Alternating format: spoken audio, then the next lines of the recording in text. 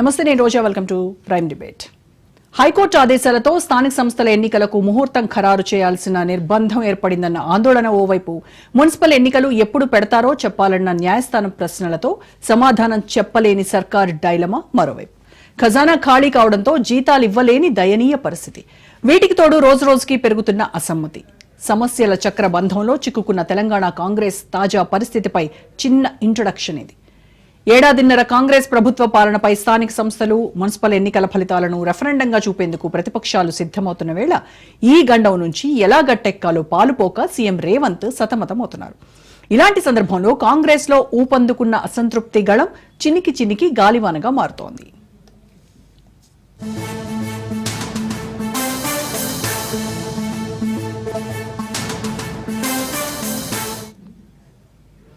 చివరకు హస్తం నేతల పరస్పర విమర్శలు రచ్చకెక్కడంతో ఈ పంచాయతీ గాంధీ భవన్ కు చేరింది.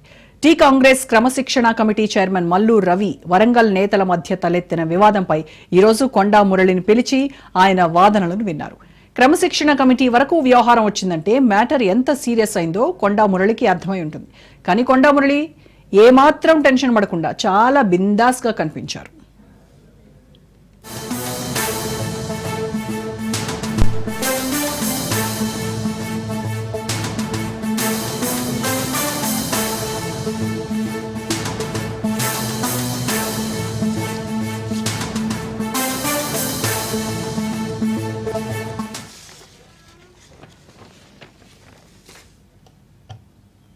ఓవైపు కాంగ్రెస్ హైకమాండ్ ను గౌరవిస్తాను అని చెబుతూనే మరోవైపు తన రెబల్ గ్రూప్ కు చెందిన కడియం శ్రీహరిపై కొండా మురళి తనదైన స్టైల్లో పంచులు వేశారు.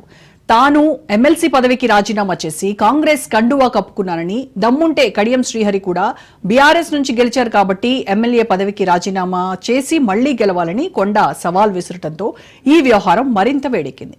కాంగ్రెస్ లో అంతర్గత ప్రజాస్వామ్యం ఎక్కువే, కానీ మరీ క్రమశిక్షణ కమిటీ ముందు హాజరై బయటకొచ్చి మళ్లీ వివాదాస్పద కామెంట్స్ చేయగలిగేంత డెమోక్రసీ ఉంటుందని కొండా మురళి వ్యాఖ్యలను విన్న వాళ్ళకి అర్థమవుతోంది. అట్ ద సేమ్ టైం ఆశ్చర్యం కూడా కలిగిస్తోంది.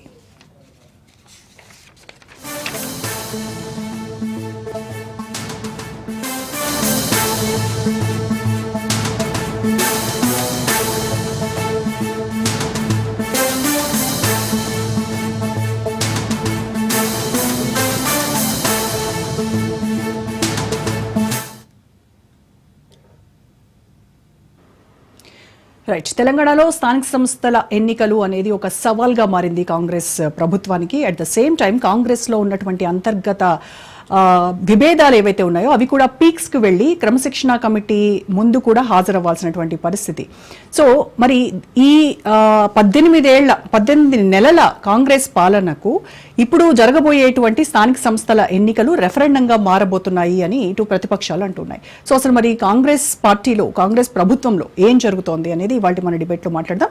డిబేట్ లో పార్టిసిపేట్ చేస్తున్నారు ప్రముఖ రాజకీయ సామాజిక విశ్లేషకులు ఉప్పాల లక్ష్మణ్ గారు, అలాగే కాంగ్రెస్ అధికార ప్రతినిధి డాక్టర్ లింగం యాదవ్ గారు, అలాగే బీజేపీ అధికార ప్రతినిధి దిలీపాచారి గారు అండ్ బీఆర్ఎస్ నాయకులు సుబ్రత్ పటేల్ గారు. అందరికీ నమస్కారం అండి. ముందుగా డాక్టర్ లింగం యాదవ్ గారు, మీతో స్టార్ట్ చేద్దాం. ఏంటి, సెప్టెంబర్ 30 లోపు స్థానిక ఎన్నికలు నిర్వహించాలి అని ఓవైపు హైకోర్టు ఆదేశించింది. మరి ఇప్పుడు ప్రభుత్వం ఖజానా ఖాళీగా ఉంది, డబ్బులు లేవు అని చెప్తున్నారు. మరి ఈ ఎన్నికలు నిర్వహించడం అనేది కాంగ్రెస్ పార్టీకి పెద్ద సవాల్గానే మారింది. దీనికి తోడు మీ పార్టీలో ఉన్నటువంటి అంతర్గత కుమ్ములాటలు, విభేదాలు, క్రమశిక్షణ కమిటీ ముందు హాజరవ్వటాలు, మళ్ళీ బయటకు వచ్చి కూడా మళ్ళీ ఏమాత్రం మార్పు లేకుండా మళ్ళీ అవాకులు చవాకులు పేలటం. ఏం జరుగుతోంది కాంగ్రెస్ ప్రభుత్వంలో? గుడ్ ఈవినింగ్ అండి. మీకు, రాజనీతి ప్రేక్షకులకు, అదేవిధంగా పెద్దలకు, ప్యానలిస్టులందరికీ నమస్కారం. అదేవిధంగా ఈరోజే అంటే ఒక టీవీ ఛానల్ పైన దాడి జరగడం ప్రజాస్వామ్యంలో ఇది మంచి పద్ధతి కాదు. దాడిని తీవ్రంగా ఖండిస్తున్నాం. ఎవరు దాని వెనుక ఎంత పెద్ద బాధ్యులైనా కూడా ప్రభుత్వం శిక్షించాలని డిమాండ్ చేస్తున్నాం. అదేవిధంగా మీరేదైతే అన్నారో డెఫినెట్ కూడా కాంగ్రెస్ ప్రజా ప్రభుత్వం ఇవాళ గౌరవనీయ ముఖ్యమంత్రి రేవంత్ రెడ్డి గారి ఆధ్వర్యంలో అభివృద్ధి, సంక్షేమం, సామాజిక న్యాయాన్ని ధ్యేయంగా నిరంతరం ప్రజలకు అందుబాటులో ఉంటూ ఇవాళ ప్రజా ప్రభుత్వం ముందుకెళ్తున్నటువంటి పరిస్థితి మనకు కనబడుతుంది. అదే విధంగా ఏదైతే మీరు అన్నారో ఇవాళ స్థానిక సంస్థ ఎలక్షన్ డెఫినెట్ కూడా ఇవాళ కాంగ్రెస్ ప్రజా ప్రభుత్వమే దేశ చరిత్రలోనే ఇవాళ స్వాతంత్రానంతరం మొదటిసారిగా కులగణన చేసి ఇవాళ శాస్త్రీయబద్ధంగా ఇవాళ క్యాస్ట్ సెన్సస్ చేసి ఇవాళ తద్వారా ఇవాళ బీసీలకు ప్రత్యేకించి ఇవాళ విద్య ఉద్యోగ స్థానిక సంస్థల్లో 42% రిజర్వేషన్ కోసం ఇవాళ అసెంబ్లీలో బిల్లు పాస్ చేసి కేంద్రానికి పంపించడం జరిగింది. ఎందుకంటే మనకు తెలుసు గతంలో 2014 కంటే ముందు స్థానిక సంస్థల్లో బీసీలకు 33% రిజర్వేషన్ ఉండే, అది కాస్త 23% ఇవాళ కొన్ని మండలాల్లో విలేజ్ లో ఎందుకంటే జనాభా ప్రకారం 18% కు వచ్చింది. మరి దీనికి కారకులు ఆనాడు తెలంగాణ 10 ఏళ్లు పరిపాలించినటువంటి బిఆర్ఎస్ నాయకుల అసమర్థత వల్లనే ఇవాళ స్థానిక సంస్థల్లో బీసీలకు రిజర్వేషన్ తగ్గింది. ఇవాళ అదే విధంగా ఏదైతే మా నాయకుడు రాహుల్ గాంధీ గారు చెప్పారో ఇవాళ క్యాస్ట్ సెన్సర్ ద్వారా మాత్రమే ఇవాళ అందరికీ న్యాయం జరుగుతుందని తెలంగాణ ప్రజాప్రభుత్వం చేసినటువంటి కులగణన ద్వారానే ఇవాళ నరేంద్ర మోడీ మెడలు వంచి కూడా ఇవాళ దేశవ్యాప్తంగా రేపు జరగబోయే జనగణనలో కులగణన కూడా చేస్తామనడానికి కారణం ఇవాళ కాంగ్రెస్ ప్రజాప్రభుత్వం తీసుకున్నటువంటి చారిత్రాత్మక నిర్ణయమే. ఇవాళ డెఫినెట్ కూడా ఇవాళ దాని వల్ల ఇవంటే బీసీలకు ఏదైతే మనం రిజర్వేషన్ ఇవ్వాలి అంటే ఈ బీసీ రిజర్వేషన్ బీసీలకు 42% రిజర్వేషన్ల మీద పార్లమెంటులో చట్టం చేసేంత వరకు కూడా మీరు ఈ ఎన్నికలకు వెళ్లరు, అంతేనా? నేను ఒకటే చెప్తాను, అక్కడికి డెఫినెట్ గా మీరు వెళ్తారా వెళ్ళరా? ఎన్నికలకు వెళ్తారా వెళ్ళరా? 42% రిజర్వేషన్ తో ఎన్నికలకు వెళ్తారా వెళ్ళరా? డెఫినెట్ గా ప్రజాప్రభుత్వం ఏదైతే హామీ ఇచ్చారో మేనిఫెస్టోలో దానికి కమిటెడ్ ఉన్నాం, డెఫినెట్ కూడా అమలు చేస్తాం. నేను ఒకటే డిమాండ్ చేస్తున్నాండి, ఇవాళ ఇదే ఈడబ్ల్యూఎస్ రిజర్వేషన్ బీజేపీ కేంద్ర ప్రభుత్వం నరేంద్ర మోడీ ఆధ్వర్యంలో తీసుకొచ్చింది. మరి ఎన్ని రోజులను పట్టిందండి? పార్లమెంట్ లో చట్టం చేసిరు. మేము అదే చెప్తున్నాం, బీసీలకు కూడా ఇవాళ 9th స్టేట్ లో పెట్టండి. ఎందుకంటే ఇవాళ 50% క్యాప్ అనేది ఇవాళ సుప్రీంకోర్టు గతంలో ఇందిరాసాని వర్సెస్ యూనియన్ ఆఫ్ ఇండియాలో ఒక 50% క్యాప్ పెట్టింది. దాన్ని తొలగించాలంటే 9th స్టేట్ లో పెట్టండి. మరి ఈడబ్ల్యూఎస్ రిజర్వేషన్ కోసం నీకు 2 డేస్లలో పార్లమెంట్ లో చట్టం చేసిరు కదా, మరి బీసీల కాడికి వచ్చేవరకే ఈ బీజేపీ ఎందుకు చేయదు? నేను అందుకే అన్నా, డెఫినెట్ కూడా బీజేపీని మెడలు మోలుస్తాం. డెఫినెట్ కూడా మేము ఇచ్చినటువంటి ఏదైతే గ్యారెంటీ ఉందో దాన్ని అమలు చేస్తాం. అందులో ఎలాంటివి వెనకపోయే పరిస్థితి లేదు. ముఖ్యమంత్రి గారు చాలా స్పష్టంగా చెప్పారు. ఇంకొకటి, మరి మీకు ఇక్కడ డెడ్ లైన్ ఉంది, హైకోర్టు మీకు డెడ్ లైన్ పెట్టింది, సెప్టెంబర్ 30 లోగా మీరు ఎన్నికలకు వెళ్ళాలి అని డెడ్ లైన్ ఉంది. దాన్ని ఏం చెప్తారు? నేను అదే చెప్తున్నా రోజా గారు, ఇవాళ ఈడబ్ల్యూఎస్ రిజర్వేషన్ పార్లమెంట్ లో 2 డేస్లలో బిల్ పాస్ అయిందండి. ఎవరు అడిగిరండి? ఏ గణన చేసిరు? ఏ శాస్త్రీయబద్ధంగా జరిగింది? మరి బీసీ రిజర్వేషన్ చేయడానికి టైం ఎందుకు అవసరం అండి? రేపు పార్లమెంట్ సెషన్ జరుగుతుంది, బిల్లు పెట్టమండి, ఆమోదించండి, 9th షెడ్యూల్లో పెట్టమండి. ఎవరు అడ్డుకుంటారు? ఇవాళ తమిళనాడులో రైట్. ఓకే, దిలీప్ ఆచార్య గారు 9th బీసీ రిజర్వేషన్ కు సంబంధించి 9th షెడ్యూల్లో పెట్టాలి, పార్లమెంట్ లో చట్టం చేయాలి అని మీరు ఎందుకు దీనిపైన ఒక డెసిషన్ కి రావట్లేదు అని అడుగుతున్నారు. మీరే తాత్సారం చేస్తున్నారని చెప్తున్నారు. ఒక నిమిషం, దిలీప్ గారిని మాట్లాడివ్వండి ఒక నిమిషం. ఎస్ దిలీప్ గారు. మీకు రోజా గారు, రాజ్ న్యూస్ ప్రేక్షకులకి అదేవిధంగా కో ప్యానలిస్టులకి గుడ్ ఈవినింగ్ అండి. ఇప్పుడు ఈ రోజు హైకోర్టు తీర్పిచ్చింది, సెప్టెంబర్ 30 లోపల ఎన్నికలు జరపాలి, స్థానిక సంస్థల ఎన్నికలు జరపాలని చెప్పారు. ఎన్నికలు జరపాల్సిన సమయం మించిపోయింది. చాలా సార్లు గడువు కోరినరు, హైకోర్టుకు పోయి రాష్ట్ర ప్రభుత్వం తరఫున గడువు కోరి ఎన్నికల్ని వాయిదా వేస్తూ వచ్చారు. ఎందుకు వాయిదా వేస్తూ వచ్చారని అంటే అన్ని కారణాలు సరిగా చెప్పట్లేదు కాబట్టి కోర్టు ఖచ్చితమైన డేటు డిక్లేర్ చేసి ఆ డేట్ లోపల ఖచ్చితంగా మీరు ఎన్నికలు నిర్వహించాలి అని చెప్పి ఘాటుగా ఆర్డర్ ఇచ్చింది. కాబట్టి ఈ రోజు మళ్ళీ ఎన్నికలకు సమాయత్తమైన పరిస్థితి, అంటే కంపల్షన్ క్రియేట్ అయింది కాబట్టి ఈ రోజు ఎన్నికలకు సమాయత్తమయ్యారు. అయితే దీంట్లో ఇంకొక ట్విస్ట్ ఏంటంటే, వారు పెద్ద పెద్ద మాటలు మాట్లాడుతూ ఉన్నారు. కాంగ్రెస్ ప్రతినిధి లింగం యాదవ్ గారు మెడల్ వంచినము లేదనుకుంటే మెడల్ వంచుతాము అని చెప్పి ఎన్నికల మేనిఫెస్టోలో బీజేపీ మెడల్ వంచి మేము 42% రిజర్వేషన్లు బీసీలకు ఇస్తామని చెప్పి కామారెడ్డి డిక్లరేషన్ లో చెప్పలేదు. మేము అధికారంలోకి వస్తే 42% బీసీలకి రిజర్వేషన్లు కల్పిస్తామని ఎన్నికల మేనిఫెస్టోలో పెట్టారు. కాబట్టి మీ మాటలను నమ్మి, ఎందుకంటే ఆ వెసులుబాటు కూడా ఉన్నది, ప్రభుత్వం దగ్గర చిత్తశుద్ధి ఉంటే నిజాయితీ ఉంటే ఆ వెసులుబాటు ఉంది. రాజ్యాంగం కల్పించిన ఆర్టికల్ 243(6)D లో ఆ వెసులుబాటు ఉంది. రాష్ట్రాలు ఎవరికి వారుగా స్థానిక సంస్థల లోపల రిజర్వేషన్లు కల్పించుకొని ఎన్నికలు వెళ్లే వెసులుబాటు ఉంది. కాబట్టి ఆ విషయాన్ని మీ కాంగ్రెస్ ప్రభుత్వం చిత్తశుద్ధితో అమలు చేస్తుందనే ఉద్దేశంతో మీకు ఓట్లేసి మిమ్మల్ని గెలిపించారు. కానీ ఈరోజు బీసీలని అన్యాయం చేసే విధంగా మళ్ళా మీరు ఎవరి భుజాల మీదనో తుపాకి పెట్టి ఇంకెవరినో కాలవడం కోసం ప్రయత్నం చేస్తున్నారు తప్ప బీసీల పైన చిత్తశుద్ధి కనిపిస్తలేదు మీ స్టేట్మెంట్ల ద్వారా, మీ నడవడిక ద్వారా, మీ ప్రకటనల ద్వారా. ఇంకొక విషయం ఏంటంటే, వీరికి ఎటు పాల్పోల్ పరిస్థితి ఈ రోజు రాష్ట్ర ప్రభుత్వానికి ఉన్నది. రాష్ట్ర ప్రభుత్వం దిక్కుజోచని పరిస్థితిలో ఉంది. ఆర్థిక వ్యవస్థ అగమ్య గోచరంగా ఉంది. వీరు ఈ రోజు ప్రభుత్వం తరఫున వచ్చి ఎన్నికలు జరిపిస్తే క్షేత్రస్థాయిలో వచ్చి ఎన్నికలను ఎదుర్కోలేక ప్రజల్ని కన్విన్స్ చేసే పరిస్థితి లేక వీరు అవన్నీ అడ్డదారులు చూసుకుంటా ఎన్నికలను వాయిదా వేయడం కోసం ప్రయత్నం చేస్తున్నారు. దాంట్లో భాగంగానే ఈ రోజు మళ్ళా కేంద్రం పైన నెపం నెట్టడం కోసం ప్రయత్నం చేస్తున్నారు. కానీ నిజంగా మీకు చిత్తశుద్ధి ఉంటే రాజ్యాంగం కల్పించిన ఆర్టికల్ 243(6)D ప్రకారం ఎన్నికలు జరపడానికి సరే, వాళ్ళ కాంగ్రెస్ వాళ్ళ చిత్తశుద్ధి గురించి మళ్ళీ మాట్లాడదాం. బట్ కేంద్రానికి బీసీలపై ఉన్నటువంటి చిత్తశుద్ధి ఏంటి? రోజా గారు, నేను చెప్తున్న విషయం ఏంటంటే కేంద్ర ప్రభుత్వం రాష్ట్రానికి ఒక విధానం తీసుకురాదు. మీకు తెలుసు, అక్కడ ఉన్న ప్యానలిస్టులకు తెలుసు, ఈ ప్రజలందరికీ తెలుసు. రాష్ట్రానికి ఒక విధానం తీసుకొని వచ్చి ముందుకు తీసుకురాదు.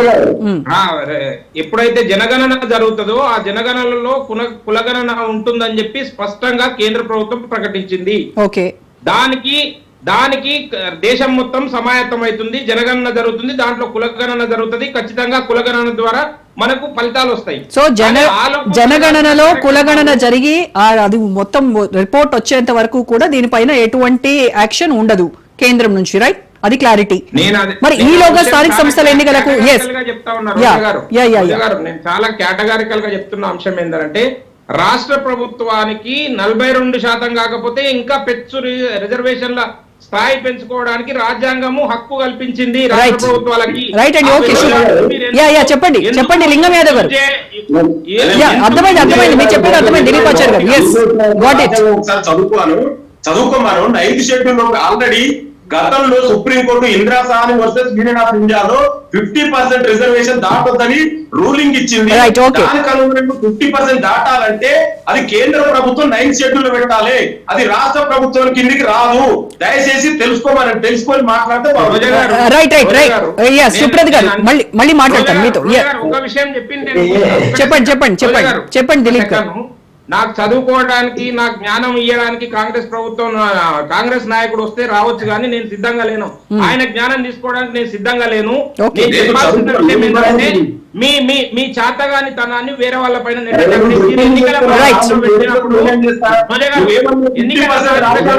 ఒక్క నిమిషం మీరిద్దరు ఆగాలండి దయచేసి. దిలీప్ ఆచార్య గారు లింగం యాదవ్ గారు దయచేసి ఆగండి. సుప్రత్ గారు, నేను ఒకటే సెకండ్ చెప్పి ముగిస్తానండి. మీరు చెప్పారు, అర్థమైంది. 9th షెడ్యూల్ అనే అంశము వీరికి గుర్తు రాలేదా ఎన్నికల మేనిఫెస్టోలో పెట్టినప్పుడు అని చెప్పి చెప్తా ఉన్నా. ఓట్లు దండుకున్నాక ఓడమల్లయ్య, ఓట్లు దండుకున్నాక బోడమల్లయ్య. సో ఎన్నికల మేనిఫెస్టోలో కూడా ఇది 9th షెడ్యూల్ లో పెట్టాలి అని వాళ్ళు రాసుంటే కామారెడ్డి బీసీ డిక్లరేషన్ గురించి బాగుండేదని అంటారు మీరు, అంతే కదా? Right, okay. సుప్రత్ గారు, ఈ స్థానిక సంస్థల ఎన్నికలను కాంగ్రెస్ ప్యానల్ ఉన్నటువంటి మిత్రులకు, రాజ్య ప్రేక్షకులందరూ కూడా వాస్తవానికి ఈ రోజు ఇద్దరు కూడా చెప్తున్నది ఏంటంటే స్థానిక సంస్థల్లో రిజర్వేషన్ల కోసమే ఇప్పటి వరకు కూడా బీసీ రిజర్వేషన్ల కోసమే ఇప్పటి వరకు 18 నెలల కాలం అవుతుంది. 18 months ఎందుకు డిలే అయింది? బీసీలకు మేము 42% ఇస్తామని రేవంత్ రెడ్డి గారు బల్ల గుద్ది అసెంబ్లీలో చెప్పిండు, బయట చెప్పిండు, వేదికల మీద. ప్రతి ఒక్క ఇట్లాంటి కాంగ్రెస్ నాయకులందరూ కూడా ప్రతి గల్లీ నుండి మొత్తం చెప్పుకుంటూ వచ్చారు, మేము 42% ఇచ్చే రిజర్వేషన్లు ఇచ్చే మేము ఎన్నికలకు పోతామని. కానీ వీళ్ళకి తెలియనటువంటి విషయం ఏంటంటే 42% ఇవ్వాలంటే మీరు చేసినటువంటి అధ్యయనం ఏంది? మీరు గతంలో అక్టోబర్ 2024లో హైకోర్టు మీకు ఒక డెడికేటెడ్ కమిషన్ వేసి గతంలో Krishnamurthy versus union of India judgement ఏదైతే ఉందో ఈ స్థానిక సంస్థలకు సంబంధించి బీసీ రిజర్వేషన్లకు సంబంధించినటువంటి జడ్జిమెంట్, ఇందిరా సవాని జడ్జిమెంట్ ఏమో అది ఎడ్యుకేషన్ ఎంప్లాయ్మెంట్ సంబంధించినటువంటి జడ్జిమెంట్. లింగం గారు అంత డైల్యూట్ అయ్యిండు. అయితే 50%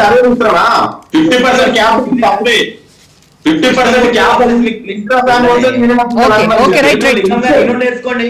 డాక్టర్ గారు మీరు వినండి. సంస్థల విషయంలో గతంలో మీకు రెండు కన్ఫ్యూజన్ ఉన్నది. మీకు ఎడ్యుకేషన్ ఎంప్లాయ్మెంట్ డిఫరెంట్, స్థానిక సంస్థలు డిఫరెంట్. స్థానిక సంస్థల్లో ఇంతకుముందు దిలీప్ ఆచార్య గారు కూడా చెప్పారు. ఒక పాయింట్ ఏం చెప్పారంటే ఆర్టికల్ 243(D)(6) లో రాష్ట్రాలు బీసీలకు రిజర్వేషన్ కల్పించవచ్చు అని ఉంది. అది 100%. దానికి అనుగుణంగానే ఇప్పటి వరకు కూడా బీసీలకు రాష్ట్రాలు రిజర్వేషన్ కల్పించినాయి. కానీ ఎంత శాతం అనేది దాంట్లో లేదు రాజ్యాంగంలో. కాబట్టే కదా ఈరోజు మహారాష్ట్రలో ఈ కేసులన్నీ కూడా మహారాష్ట్ర, కర్ణాటక, మధ్యప్రదేశ్ ఇవన్నీ కూడా అనుభవించినది ఈ రిజర్వేషన్ల బాగా. బీసీలకు సంబంధించి రిజర్వేషన్లు గతంలో 34% ఉన్నాయి. ఎందుకు తగ్గింది? లింగం గారు బాగా చెప్తున్నాడు. ఏం తగ్గింది? కేసీఆర్ గారు తగ్గించినట్టు కదా. కేసీఆర్ గారు తగ్గించలే. సుప్రీంకోర్టు జడ్జిమెంట్ వచ్చిన తర్వాత హైకోర్టు స్పష్టంగా చెప్పింది, మీరు గతంలో ఉన్నటువంటి ఏదైతే Krishnamurthy versus union of India ప్రకారంగా మీరు ఆ శాతాన్ని తగ్గించుకొని 50% లోపల పెట్టి పోండి అని చెప్పేసి స్పష్టం చేసింది. దానికి అనుగుణంగా మేము సుప్రీంకోర్టు పోయినా సుప్రీంకోర్టు కూడా అదే చెప్పింది, మీరు ఆ 50% దాటొద్దు అని చెప్పేసి చెప్పిన సందర్భంలోనే రిజర్వేషన్ తగ్గినాయి. ఇంకా కూడా వీళ్ళు ఎన్ని సందర్భాల్లో ఇంకా బీఆర్ఎస్ ని బదనాం చేశారు. మీరు చెప్పింది ఏంది? 42% ఇస్తామన్నారు. ఎందుకు ఇస్తలేరు? ఈరోజు శాతం అయితే లేదు. మీకు నిజంగా ఒక కమిషన్ వేసిండ్రు. హైకోర్టు చెప్పినాక ఒక భూసాని వెంకటేశ్వర గారు కమిషన్ వేసిండ్రు. కమిషన్ వేసి లెక్కలేమో ప్లానింగ్ డిపార్ట్మెంట్ తీస్తుంది. లెక్కలు తీసేటప్పుడు ఏమో కులగణన పేరు మీద లెక్కలు తీస్తారు. మీరు మీ భూసాని వెంకటేశ్వర గారికి ఆ లెక్కలు తెచ్చిచ్చి అలా తప్పుల తడకగా లెక్కలు తెచ్చిరు. బీసీ సంఘాలంతా కూడా ఆరోపణలు చేసినాయి, చింపేసినాయి, అంటిపెట్టేసినాయి. ఇవన్నీ జరిగినాయి. లింగం గారు మర్చిపోయినట్టున్నారు. ఇవన్నీ జరిగిన తర్వాత భూసాని వెంకటేశ్వర, ఇంకోటి విషయం ఏంటంటే రోజా గారు అందరూ కూడా తెలుసుకోవాల్సింది ఏంటంటే, భూసాని వెంకటేశ్వర గారు ఏదైతే డెడికేటెడ్ కమిషన్ ఉందో అది అపాయింట్మెంట్ చేసినప్పుడు వీళ్ళు ఏమైనా అపాయింట్మెంట్ చేసిర్రు? ఆ జీవోలో స్పష్టంగా ట్రిపుల్ టెస్ట్ ని ఫాలో కావాలి. Krishnamurthy versus union of India, Vikas Kishan Rao versus state of Maharashtra, ఈ 2 జడ్జిమెంట్లను అనుసరించి 50% దాటొద్దు, ఎస్సీ ఎస్టీ పోను 50% దాటొద్దు అని చెప్పేసి స్పష్టంగా ఆ జీవోలో ఉన్నది. జీవో చదువుకోమనండి లింగం గారిని. ఇప్పటివరకు చెప్తుంది కదా. ఆ జీవోలో మీరేమో చెప్పుడేమో అన్నిటికీ చెప్పడము, మీరు చెప్పుడేమో 50% దాటొద్దని మీరు ఇచ్చి, మీరేదో ఎన్నికల హామీ ఇచ్చి 42% అని చెప్పేసి 42% ఆయనతో రికమెండేషన్ తీసుకున్నారు. ఎక్కడ అధ్యయనం జరిగిందండి? శాస్త్రీయ అధ్యయనం జరగలేదని అందరూ ఆరోపిస్తున్నారు. ఈరోజు వాస్తవానికి బీసీలకు మోసం చేస్తున్నది కాంగ్రెస్ పార్టీ. కాబట్టే ఈ రోజు రాజ్యాంగంలో రాష్ట్రాలకు పవర్ ఉంది, కానీ ఎంతవరకు ఉంది? 50% మించొద్దు. అది స్పష్టం చేసింది సుప్రీంకోర్టు. మీకు చేయాల్సింది ఏంది? ఒక కమిషన్ వేసి, కమిషన్ ద్వారా శాస్త్రీయంగా లెక్కలు తీసి అధ్యయనం చేసి ఆ నివేదికను తీసుకుపోయి సుప్రీంకోర్టులో రివ్యూ పిటిషన్ అయ్యాలి. అది కాన్స్టిట్యూషనల్ జడ్జిమెంట్, అది కాన్స్టిట్యూషనల్ బెంచ్ జడ్జిమెంట్, అది Krishnamurthy versus union of India. కాబట్టి 5 మెంబర్ బెంచ్ ఆ జడ్జిమెంట్ ఇచ్చింది. కాబట్టి అంతకన్నా పెద్ద బెంచ్ ని, లార్జర్ బెంచ్ వేయమని చెప్పేసి సుప్రీంకోర్టులో మీరు రివ్యూ పిటిషన్ వేయాలి. అది వేయలేదు. అదే విధంగా వీళ్ళు చెప్తున్నది ఏంది? ఇప్పటి వరకు లింగం గారు మేము కేంద్రానికి పంపినామని. తప్పు. కేంద్రానికి పంపలేరు, మీరు రాష్ట్రపతి గారికి పంపింది. రాష్ట్రపతి గారికి పంపింది ఏంది? 31C కింద మీరు 9th షెడ్యూల్ లో పెట్టమని చెప్పేసి పంపారు. రాష్ట్రపతి గారు నిర్ణయం తీసుకుంటారు అంటే రాజకీయ నిర్ణయం. ఇది పార్లమెంట్ లో మీరు చేయాల్సింది. మీ రేవంత్ రెడ్డి గారు అనేక సందర్భాల్లో మోడీ గారిని కలుస్తున్నాడు. మొన్న కూడా నీతి ఆయోగ్ సమావేశంలో కలిసిండు, చట్టాలు పట్టాలు వేసుకుని తిరిగిండ్రు. కానీ ఒక్క రోజున అడిగిండా బీసీలకు సంబంధించి 42% రిజర్వేషన్ ఇవ్వాలని?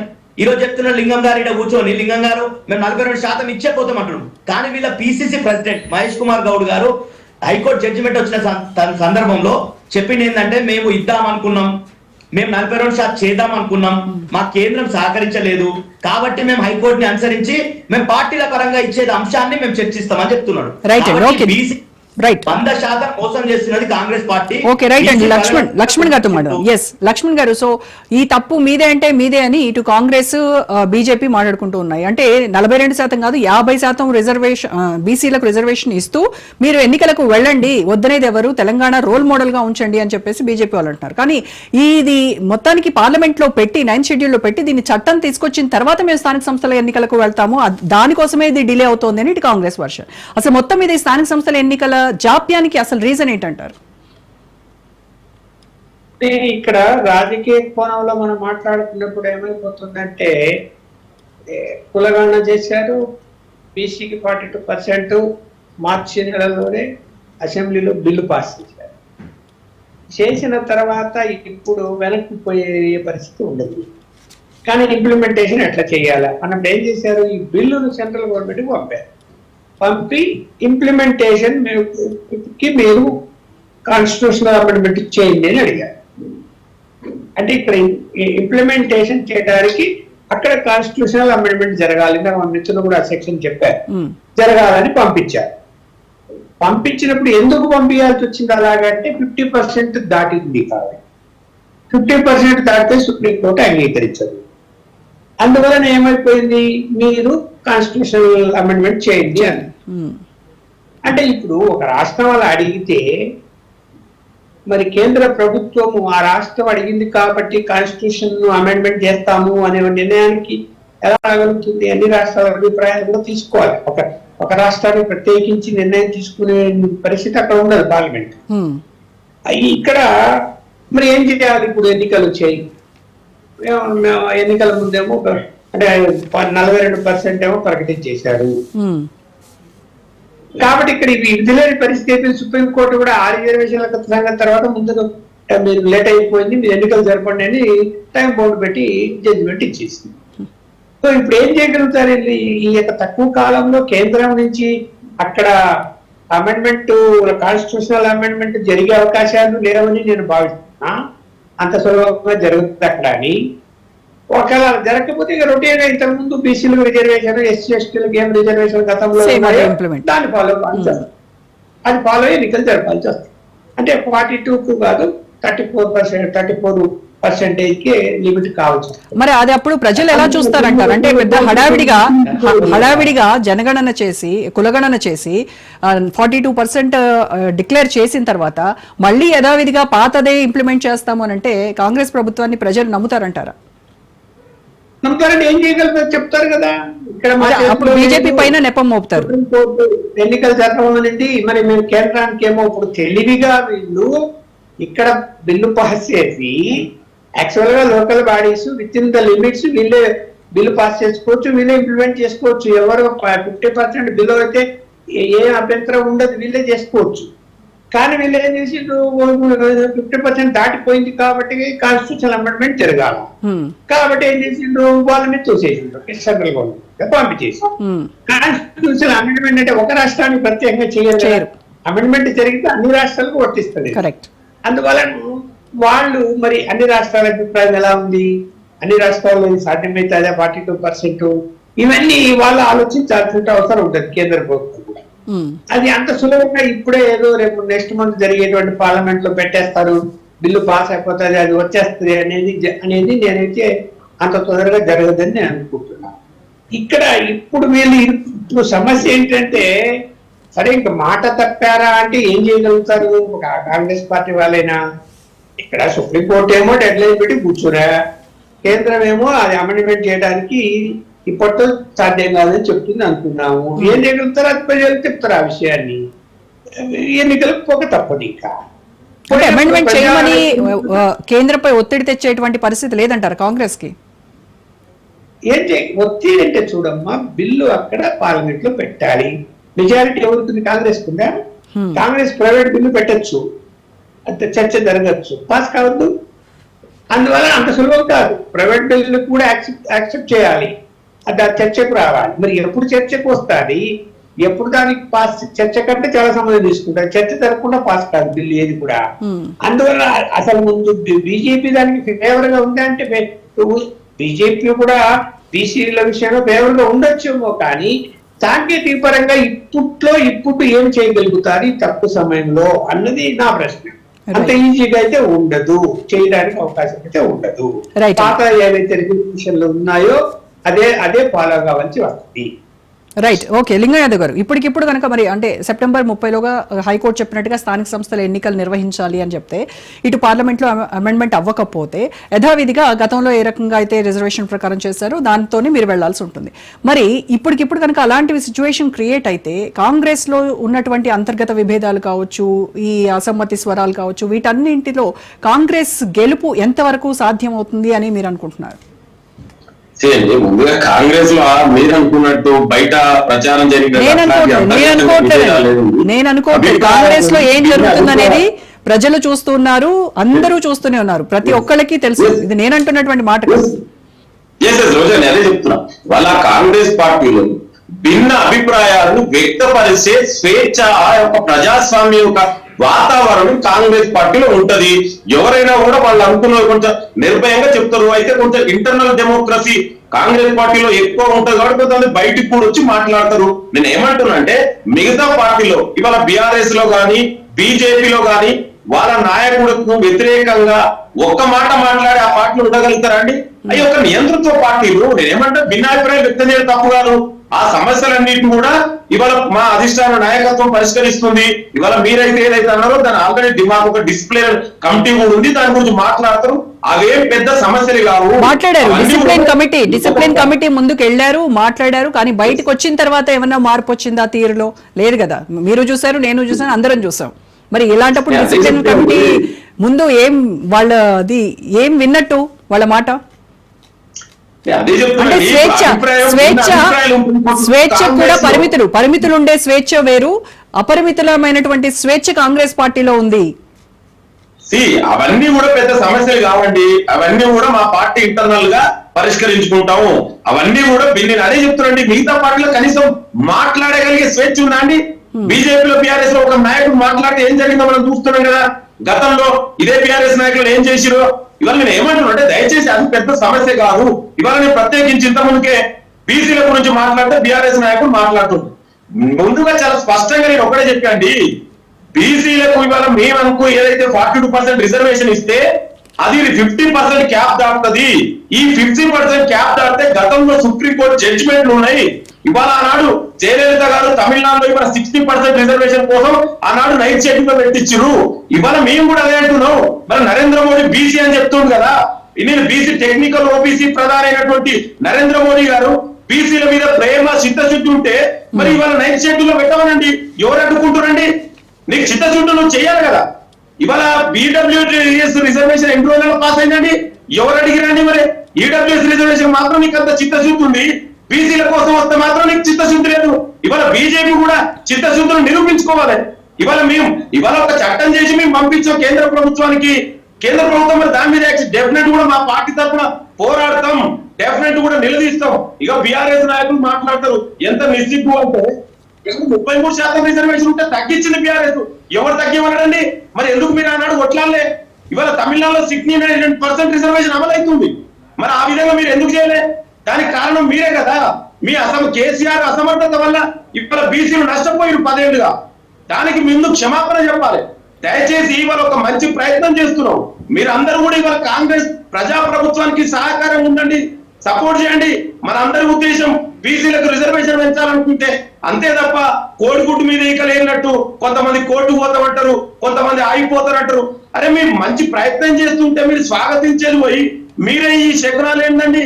అంటే బీసీ రిజర్వేషన్ కావద్దేనా మీ ఉద్దేశం? ఇవాళ బీజేపీ బీఆర్ఎస్ రెండు అదే చేస్తుంది. దయచేసి ఇవాళ మేము ఒక మంచి ప్రయత్నం చేస్తున్నాం. డెఫినెట్ కూడా ముఖ్యమంత్రి గారు చాలా స్పష్టంగా చెప్పారు, మనం ఇచ్చినటువంటి ఏదైతే హామీ ఉందో దానికి కమిటెడ్ ఉండవని. రైట్. సో శుభ్రత్ గారు 10 ఏళ్ల పాటు బీసీలకు అన్యాయం జరిగింది. ఒక నిమిషం దిలీప్ గారు మాట్లాడతాను. బీఆర్ఎస్ హయాంలో 10 ఏళ్ల పాటు బీసీలకు అన్యాయం జరిగింది. కాంగ్రెస్ పార్టీ చిత్తశుద్ధి ఉండి బీసీలకు ఏదో చేద్దామని మేము ముందుకొస్తే మీరు స్వాగతించాల్సింది పోయి ఇంకా 4 అడుగులు వెనక్కి లాగుతున్నారు అని చెప్తున్నారు. రోజా గారు ఎట్లా మాట్లాడతారంటే, వీళ్ళకి తెలియనట్టు, చట్టాలు తెలియనట్టు, సుప్రీంకోర్టు జడ్జిమెంట్లు తెలియనట్టు, కామారెడ్డిలో ఓట్లు వేసుకున్నంత వరకు ఓట్ల ప్రజల అవసరం, బీసీల అవసరం, వీళ్ళకు రైతుల అవసరం, అన్ని అవసరం. ఓట్లు వేసుకొని పడ్డ తర్వాత ఈ రోజు ఏమైందండి? మన 42% ఈ రోజు చెప్తుండు కదా, మేము పోరాటం చేసిండ్రు. ప్రధానమంత్రి గారికి ఇప్పటి వరకు మీరు రిప్రజెంటేషన్ ఇచ్చిర్రా? అఖిల పక్షం అన్ని పక్షాలు తెలంగాణ అసెంబ్లీలో ఉన్నటువంటి రాజకీయ పక్షాలన్నీ కూడా ఏకగ్రీవంగా తీర్మానం చేసినాయి. మీరు బిల్లు వేస్తే మద్దతు ఇవ్వలేదు అనకండి. మద్దతు ఇచ్చిన బీసీల పక్షాన అందరు ఏకమయ్యి ఏకగ్రీవంగా తీర్మానం పాస్ అయింది. పాస్ అయిన తర్వాత మీరు అఖిల పక్షాన్ని తీసుకుపోయినా? ఇప్పటి వరకు ప్రయత్నం చేసిరా? మోడీ గారి దగ్గర తీసుకుపోయినా? మీరు ఎందుకు తీసుకుపోలేరు? ఒక లేఖ ఇచ్చిరా మోడీ గారికి? కనీసం ఒక రిక్వెస్ట్ లెటర్ ఇచ్చిరా మోడీ గారికి? ఇవ్వలేదు. కాదు, మీకు ఎట్లా కూడా మీరు చెప్తే మోడీ ఇంటడా లేదా అనేది వేరే చిట్ చాట్ చేసిండు. రేవంత్ రెడ్డి గారు చాలా మాట్లాడిండు. నేను ఆర్ఎస్ఎస్ స్కూల్లో చదువుకున్నా, కాలేజ్ ఏమో చంద్రబాబు దగ్గర చేసిన, జాబ్ ఏమో ఈ రోజు మన రాహుల్ దగ్గర చేస్తున్నా అని ఈ విషయాలు మాట్లాడడానికి టైం ఉన్నటువంటి రేవంత్ రెడ్డి గారు మోడీ గారితో 42% బీసీలకు రిజర్వేషన్ కావాలి అని ఎందుకు కొట్లాడతలేడండి? అంటే వీళ్ళకి తెలుసు సుప్రీంకోర్టులో ఉన్నటువంటి చట్టాలు తెలుసు, అన్ని తెలుసు. వీళ్ళు ఈ రోజు 42% రిజర్వేషన్ ఎట్లా అని ఫిక్స్ చేసిరండి? ఏం అధ్యయనం చేసి ఫిక్స్ చేసిరు? వీళ్ళు 42% ఇస్తామని చెప్పి వీళ్ళ మేనిఫెస్టోలో ఏ విధంగా పెట్టిరు? అంటే జనాభా 42%? మీరేమన్నా అధ్యయనం చేసిరా 42% చేయాలని? మీకు కనీసము ఒక అవగాహన, చట్టాల మీద అవగాహన లేదు, కమిషన్ల మీద అవగాహన లేదు. కమిషన్ ఎప్పుడు కూడా కమిషన్ నిర్ధారించాలి ఎంత పర్సెంటేజ్ వెనుకబాటుతనం ఉంది, ఎంత రిజర్వేషన్ అనేది భూసాని వెంకటేశ్వర గారు కమిషన్ నిర్ధారించాలి. 42% అని చెప్పి ఆయన అపాయింట్ చేస్తే ఆయన కూడా 42% ఇవ్వాలని చెప్పిండు. ఎట్లయితుందంటే ఇది చట్టబద్ధంగా నిలబడుతుందా? మీరు మీ వాదన లేకుండా అంటే ఈరోజు రోజా గారు ఎంత మిస్లీడ్ చేస్తున్నారు లింగం గారు అంటే, వీళ్ళు హైకోర్టులో వాదన చెప్పేటప్పుడు గవర్నమెంట్ అడ్వకేట్ గవర్నమెంట్ లీడర్ ఏం చెప్పిందంటే, మేము ట్రిపుల్ టెస్ట్ ని ఫాలో అవుతాము అంటే, ట్రిపుల్ టెస్ట్ గతంలో సుప్రీంకోర్టు చెప్పినటువంటి ట్రిపుల్ టెస్ట్ ని ఫాలో అయ్యి ఎన్నికలు పెడతాం, దానికి ఒక సమయం ఒక రిజర్వేషన్ ఫిక్స్ చేయడానికి 1 నెల సమయం కావాలని చెప్పిండు. వీళ్ళు మాట్లాడుతూ 42% కోసం మేము ప్రయత్నిస్తున్నాం అంటారు. చెప్పండి, 42% కోసం అడిగిండా? మీ హైకోర్టు వాదన మీరు హైకోర్టులో వాదించిరా? వాదించలేరు లింగం గారు. ఎందుకు ప్రజల్ని మోసం చేస్తారు మీరు? సుప్రద్ గారు ప్రస్తుతం బిఆర్ఎస్ పార్టీ అవినీతి ఆరోపణలు. ఒక నిమిషం లింగమేద గారు ఒక నిమిషం.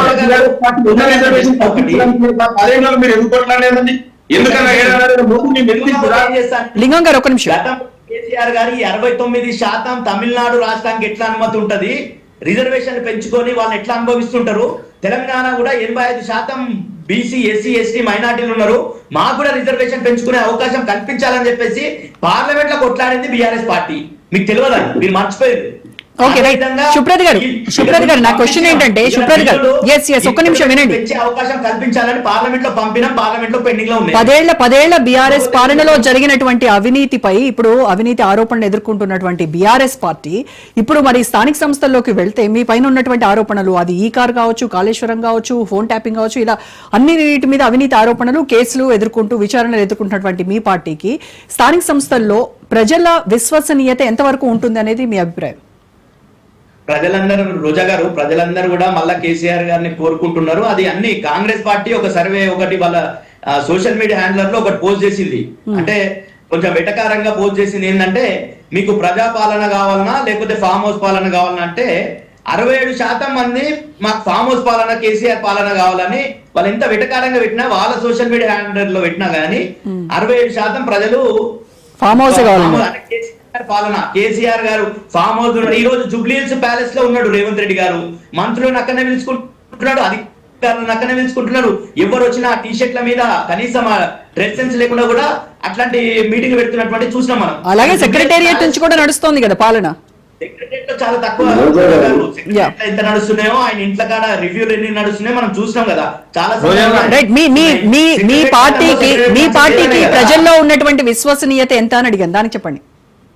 100% బీఆర్ఎస్ ప్రభుత్వం. గతంలో ఈ రోజు వీళ్ళు రైతు బంధు ఇచ్చిర్రు, రైతు భరోసా అని ఈ రోజు ఇచ్చిర్రు. అది 15,000 చెప్పి 12,000 కింద ఇచ్చిర్రు. గతంలోనే కేసీఆర్ గారు 11 విడతలు ఇచ్చిండ్రు రైతు భరోసా, రైతు బంధు. అదే విధంగా రైతులకు ఈరోజు బీమా లేదు. ఒడ్లు కొనుగోలు, మొన్ననే నేను ఒడ్లు కొనుగోలు పోతే ఒడ్లు కొనలేక మొలకలెత్తే పరిస్థితి. ఇప్పటి వరకు ఆ బోనస్ అన్నారు, బోనస్ ₹1 ఇచ్చిర్రు అడగండి. ఇప్పుడు కొన్న రబ్బీలో కొన్నటువంటి ఒడ్లకు ₹1 బోనస్ చెల్లించలేరు వీళ్ళు. సో కాంగ్రెస్ నెరవేర్చినటువంటి హామీలే మీ గెలుపుకు మెట్లు అవుతాయంటారు. 100%. అది కాదు, అది ఒకటి. ఇంకొక విషయం ఏంటంటే అనుభవం. కేసీఆర్ పాలన అనేది ప్రజలకు అనుభవం ఉంది. ప్రతి ఇంటికి మంచి నీళ్ళు ఇచ్చినాం, ప్రతి ఇంటికి సంక్షేమం ఇచ్చినాం, ప్రతి వృద్ధులకు, ఒంటరి మహిళలకు పెన్షన్లు, అన్ని రకాలుగా సంక్షేమం అందించినటువంటి పాలన కేసీఆర్ గారి పాలన. దేశానికి రోల్ మోడల్ అయింది. 2 విషయాలు రోజా గారు, నేను 2 విషయాలు చెప్పదలుచుకున్నాం. ప్రాథమికంగా ఇప్పుడు రిజర్వేషన్లు కావాలని చెప్పి ఎక్కడ కూడా రిజర్వేషన్లు మేము 42% రిజర్వేషన్లతోటి ఎన్నికలకు పోవాలని చెప్పి ఎక్కడ కూడా, అంటే చెప్పాల్సిన దగ్గర, చెప్పకూడని దగ్గర, అవసరం లేని దగ్గరనేమో గొంతు చించుకొని మాట్లాడుతూ ఉన్నారు, కానీ చెప్పాల్సిన దగ్గర ఎక్కడ చెప్తలేరు. నిజంగా కూడా సుప్రభాత్ చెప్పినట్టు ఆయన హైకోర్టులో ఆ వాదన వినిపించలేదు, ప్రైమ్ మినిస్టర్ గారి దగ్గర ఆ వాదన చెప్పలేదు. రెండో అంశం ఏంటంటే, ఆశ్చర్యకరమైన విషయం ఏంటంటే, మీకు అందరికీ తెలియాల్సిన విషయం ఏంటంటే, వీళ్ళు కాంగ్రెస్ ప్రభుత్వం చేపట్టినది కులగణన కానే కాదు, కుల సర్వే మాత్రమే. కులగణన చేసే రైట్స్ రాష్ట్ర ప్రభుత్వాలకి లేదు. ఫర్ యువర్ కైండ్ ఇన్ఫర్మేషన్, కేంద్ర ప్రభుత్వం మాత్రమే కులగణన చేయాలి, కానీ ఏ రాష్ట్రానికి ఆ రాష్ట్రం కులగణన చేసే పరిస్థితి లేదు. కుల సర్వే మాత్రమే చేసిర్రు. అది కూడా తప్పుల తడక, సాంకేతికంగా చెల్లుబాటు కాని సర్వే చేసిర్రు. దాంట్లో కూడా మన నిఘంటువులలో ఎక్కడా లేని పదాన్ని చొప్పించిర్రు. 10% ముస్లిం రిజర్వేషన్ కావాలని చెప్పారు, 10% ముస్లిం బీసీలు ఉన్నారని చెప్పారు. కనుకనే అది చెల్లుబాటు కాకుండా పోతుంది అనేది వాళ్ళకు కూడా తెలుసు. ఆ విషయం కాంగ్రెస్ ప్రభుత్వానికి చాలా బాగా తెలుసు, పెద్దలకు బాగా తెలుసు. ఎందుకు అని అంటే, బీసీలకి చైతన్యమై బీసీలు ముందు వరుసలకు వస్తే వీళ్ళ పునాదులు కలుగుతాయని చాలా కేటగిరికల్ గా తెలుసు. కాబట్టి వాళ్ళు ఎప్పుడు కూడా బీసీలకు న్యాయం చేయాలనే ఆలోచనలో ఉండరు, చెయ్యరు అని చెప్పి నేను ఈ సందర్భంగా చెప్తున్నాను. ఇంకొక విషయం ఏంటంటే, వీరు చాలా చిలక పలుకులు వలుపుతారు. మీరు ఇయ్యరా నైతికంగా, మీరు ఇయ్యరా నైతికంగా మీరు ఇయ్యొచ్చు కదా. ఇప్పుడు రిజర్వేషన్ లేవు, మీరు క్యాబినెట్ లో బీసీలకు ఇయ్యాలి కదా, ఎందుకు ఇస్తలేరు? మన ప్రకటించిన కార్పొరేషన్లలో ఇయ్యాలి కదా, ఎందుకు ఇస్తలేరు అని అంటే దానికి సమాధానం దొంగ తిరుగుడు సమాధానం చెప్తారు. దాంతో పాటుగా ఇంకొకటి ముఖం చెల్లక, ఈ కాంగ్రెస్ పార్టీకి ప్రజల లోపలికి పోయే మొహం లేదు. అరే సర్పంచ్లకి గడిచిన సర్పంచ్లకి ఇప్పటిదాకా బిల్లులు ఇవ్వలేదండి. కానీ అద్భుతంగా ఉంది మా పాలన. ఏ విధంగా ముఖం చూపెడతారండి వీళ్ళు? వాళ్ళు ఆత్మహత్యలు చేసుకుంటున్నారు ఒక్కొక్కరు సర్పంచ్లు, బిల్లులు పెండింగ్ పెట్టి. ఎంత దారుణంగా ఉంది పరిస్థితి గ్రామాల్లో. రోజా గారు, వచ్చిన నిధులు కూడా కేంద్ర ప్రభుత్వం నుంచి ఇంతో అంతో జరుగుతున్న అభివృద్ధి కుంటువాడింది గ్రామాల లోపల. ఆ నిధులన్నీ వెనక్కి మళ్ళీపోయినాయి ఈ ఎన్నికలు జరపనందుకు. ఎప్పుడు ఈ సంవత్సరంన్నర కాలం గడుస్తుంది, మళ్ళా ఇప్పుడు మున్సిపల్ ఎన్నికలు కావాలని చెప్పి మళ్ళా కోర్టులకు పోతే కోర్టులు ఎప్పుడు మీరు మున్సిపల్ ఎన్నికలు జరుపుతారని చెప్పి మళ్ళా ఇప్పుడు ప్రశ్నించింది ఈ రాష్ట్ర ప్రభుత్వాన్ని. అంటే కోర్టులు చెప్తే తప్ప వీళ్ళకి ఆ సోయి రావట్లేదు. మేము ఎన్నికలు జరపాలి, రాజ్యాంగబద్ధంగా ఉన్న సంస్థల పైన మాకు చిత్తశుద్ధి ఉండాలి, నిజాయితీతో ఎన్నికలు జరపాలి, ఆ పాలన కుంటుపడకుండా గాడిన పెట్టాలనే ఆలోచన ఉందా అండి? ఎక్కడికక్కడ ఎవరికి వాళ్ళు పంచుకోవాలి, పెంచుకోవాలనే ఆలోచన చేస్తా ఉన్నారు. అంతర్గత కుమ్ములాటలతోటి ఒకటి అంటారు. రోజు ఇదే ఎపిసోడ్ జరుగుతా ఉంది. మీరు రోజా గారు, ఇంకొక చాలా విచిత్రమైన విషయం ఏంటంటే, మొన్న జరిగిన కేబినెట్ సమావేశంలో అంతకంటే ముందు కాళేశ్వరము విచారణ పూర్తయింది అనుకున్నాం. పీసీ ఘోష్ ద్వారా ఏర్పాటైన కమిషన్ విచారణ కాలం పూర్తయింది అనుకున్నాం. దానికి కారణం ఏంటంటే కేసీఆర్ గారిని కూడా నోటీస్ ఇచ్చి పిలిచిర్రు. మనం అందరం ఏమనుకున్నాము, అయిపోయింది ఇంకా రిపోర్ట్ ఇస్తారనుకున్నాం. మొన్న జరిగిన కేబినెట్ సమావేశంలో మళ్ళీ ఏమంటున్నారు, ప్రాథమికంగా అన్ని అంశాలను కమిషన్ పరిధిలోకి తీసుకురావాలి, మళ్ళీ విచారణ మొదలు పెట్టాలని చెప్తా ఉన్నారు. అంటే మళ్ళీ ఏబిసిడీల దగ్గర నుంచి మళ్ళీ మొదలు పెట్టాలని చెప్తున్నారు. అంటే కాలయాపన చేయాలనే ఆలోచన ఉందా దీంట్లో? చిత్తశుద్ధితో ఏదైనా క్రిమినల్స్ పైన నేరాలు రుజువైతే చర్యలు తీసుకోవాలనే ఆలోచన ఉందా? కనుక ఈ కాంగ్రెస్ ప్రభుత్వం చెప్పేది ఒకటి, చేసేది ఒకటి. ఆ ప్రభుత్వంలో జరుగుతున్న అన్యాయాలు, అక్రమాలు, దౌర్జన్యాలు అన్ని చూస్తా ఉన్నారు.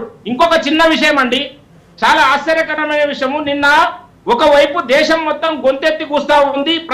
ప్రజాస్వామ్యం కూని అయిన రోజు ప్రజాస్వామ్యాన్ని కూని చేసి ఎమర్జెన్సీ విధించిన దేశం మొత్తం మీద ఇందిరాగాంధీ గారు అని చెప్తే, రాష్ట్రంలో అమలవుతున్న అన్నపూర్ణ క్యాంటీన్లను పేరు మార్చి ఇందిరాగాంధీ పేరు పెట్టిర్రు. ఇంతకంటే సిగ్గుమాలిన చర్య ఒకటి ఉంటుందా అండి? దేశం మొత్తం గగ్గోలు పెడతా ఉంది. ప్రజాస్వామ్యం కూని అయిన రోజు ఇందిరాగాంధీ దానికి కారణము, క్రియ ఇందిరాగాంధీ అని చెప్తా ఉంటే ఆమె పేరు అన్నపూర్ణ కావద్దంట. తిండి పెట్టేటోళ్ళంగా అన్నపూర్ణ తల్లి అని అనుకుంటాం ఎవరైనా. ఆమె పేరు తీసేసి ఇందిరాగాంధీ గొప్ప పని చేసిందంట, రాజ్యాంగాన్ని కూని చేసింది, ప్రజాస్వామ్యాన్ని కూని చేసింది. అటువంటి వ్యక్తి పేరు తీసుకొని వచ్చి అన్నకే ఇందిరమ్మ క్యాంటీన్లు అని పేరు పెడతారు. వీరికి ముఖం చెల్లని పనులన్నీ చేస్తా ఉన్నారు కాంగ్రెస్ ప్రభుత్వం. కాబట్టి ప్రజల లోపల వీళ్ళకి ముఖం చెల్లదు. వీరిని అంటే ఆ ప్రభుత్వం పెనమనుకుంటే ఈ ప్రభుత్వం అయిపోయింది. పరిస్థితి కల్పిస్తా ఉంది. కాబట్టి ఈ రోజు ఖచ్చితంగా రాబోయే స్థానిక ఎన్నికల లోపల భారతీయ జనతా పార్టీ ఒక శక్తివంతమైన ప్రత్యామ్నాయ పార్టీగా భావిస్తున్నారు. కాబట్టి ఎన్నికలు జరపాలంటే దడుచుకుంటున్నారు, భయపడుతున్నారు. ఆ భయం లోపల నుంచి పుట్టుకొచ్చిన అన్ని కారణాలు వెతికి దీన్ని పోస్ట్ పోన్ చేయడం కోసం ప్రయత్నం చేస్తున్నారు. కాబట్టి ఇప్పటికైనా కోర్టు కళ్ళు తెరిచింది. కోర్టు దిలీపాచారి గారు వినండి. బీజేపీ తెలంగాణలో ఈ స్థానిక లెవెల్లో మీకు నాయకత్వం సరిగ్గా ఉందా? దాన్ని నిర్మించుకోవాల్సినటువంటి అవసరం ఉంది. అక్కడ మీకు నాయకత్వం లేవి స్పష్టంగా కనబడుతోంది. మరి ఈ టైంలో స్థానిక సంస్థల ఎన్నికలకు వెళ్తే మీ గెలుపు ఒక ప్రశ్నార్థకం కాదంటారా? ఒకటి రోజా గారు, మేము స్థానికంగా మాకు నాయకత్వం ఉందా లేదా అనేది మా పూర్తి స్థాయిలో అంటే బూత్ స్థాయిలో పార్టీ పటిష్టమైన నిర్మాణంతో ఉంది. కాబట్టి మొన్నటికి మొన్న ఈ బీఆర్ఎస్ పార్టీకి చెందిన 0 చేసినాం. ఈ ప్రభుత్వాన్ని అంటే రేవంత్ రెడ్డి గారు ప్రాతినిధ్యం వహించే మహబూబ్నగర్ పార్లమెంట్ కాన్స్టిట్యూన్సీ కూడా గెలిచినాం మేము.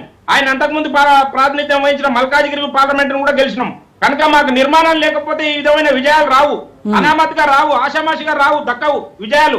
ఆయన మీద కోపంతో మాకేయరు, ఈయన మీద కోపంతో మాకేయరు. మా పనితనం చూసి మా కార్యకర్తల యొక్క దీక్షను చూసి మాకు ఓట్లేస్తారు, పట్టం కడతారు. అంతే తప్ప ఆయన మీద అలుగుతే మాకు, ఈయన మీద అలుగుతే మాకు అని చెప్పి ఇప్పుడు బీఆర్ఎస్ మీద అలిగి కాంగ్రెస్ మళ్ళీ కాంగ్రెస్ మీద అలిగి బీఆర్ఎస్ కేస్తారని చెప్పి ఇప్పుడు వాళ్ళు గుంటకాడ నక్కల్లాగా దాచిపెట్టుకున్న కూర్చున్నారు కదా. ఇప్పుడు ఎట్లా మాకే వేస్తారు, మళ్ళీ కాంగ్రెస్ పార్టీ చేసిన అన్యాయాలు అక్రమాలను చూసి మళ్ళీ మాకే వేస్తారని శుభప్రద పటేల్ ఎందుకు చెప్తా ఉన్నాడు ఇంత ధైర్యంగా?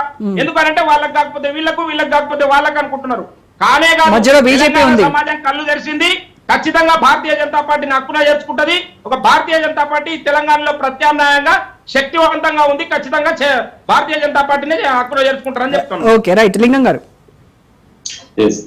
నేను దిలీపాచారి గారు అసలు విషయానికి ఇంతవరకు సమాధానం. ఇవాళ మేము ఏమన్నామండి, బీసీలకు రిజర్వేషన్ ఇస్తారు. ఇవాళ బీజేపీ నాయకుడు మాట్లాడుతుండ్రు, ఒక బీసీ బిడ్డగా బీజేపీ రిజర్వేషన్ పెంచితే దాన్ని స్వాగతిస్తున్నాం అనుకున్నాం. కానీ ఇవాళ ఆయన ఏమంటుండు, ఎలక్షన్ పెట్టమంటుండు. అంటే బీసీలకు రిజర్వేషన్ పెంచొద్దా మీ అదే పార్టీదా? ఎందుకంటే బీజేపీ ఆర్ఎస్ఎస్ మొదటి నుంచి కూడా బీసీలకు వ్యతిరేకమైనటువంటి పార్టీ. లింగం గారు దానికి ఇందాక సమాధానం చెప్పారు కదా, ఒక రాష్ట్రానికి ఒక విధంగా ఉండదు, దేశవ్యాప్తంగా జనగణనలో కులగణన చేసిన తర్వాత దానిపైన యాక్షన్ ఉంటుంది అని చెప్పారు కదా. నేను ఇంత ముందుకే చెప్పాను, రోజా గారు గతంలో జయలలిత గారు కేంద్ర ప్రభుత్వాన్ని మెడల్ వచ్చి 69% రిజర్వేషన్ ఇవాళ తమిళనాడులో అమలైతుందండి. ఏం మాట్లాడతారండి వాళ్ళంటే? ఏదో బీజేపీ నాయకులు, ఎందుకంటే వాళ్ళు మొదటి నుంచి బీసీలకు వ్యతిరేకం, మరి ఏదో బెంకి ఏం పడుతుంది మాట్లాడతారు. మీరు కూడా అట్లా మాట్లాడొద్దండి. 69 పక్కనే ఉంది, మన పక్క రాష్ట్రంలోనే, మరి అక్కడ అమలైతుంది కదా. నేను ఆయన వెర్షన్ చెప్పాను. This is not my opinion. Mister Lingam garu, just listen to me, listen to me. నేను ఆయన చెప్పింది మీకు నేను మళ్ళీ ఒకసారి వినిపించే ప్రయత్నం చేశాను. That is not at all my opinion. నేను అదే చెప్తున్నా రోజా గారు, అందుకే నేను చెప్తున్నా 69% రిజర్వేషన్ తమిళనాడులో అమలవుతుంది టిల్ టుడే. ఆ విధంగా చేయమంటున్నాం. 9th షెడ్యూల్ లో పెడితే నీకు జుడిషియల్ రివ్యూ ఉన్నాయి 9th షెడ్యూల్ లో. ఆ విధంగా బీజేపీ ప్రభుత్వాన్ని చేయమంటున్నాం. ఓకే, దిలీప్ ఆచార్య గారు, ఎస్ మాట్లాడండి. ఓకే, దిలీప్ గారు,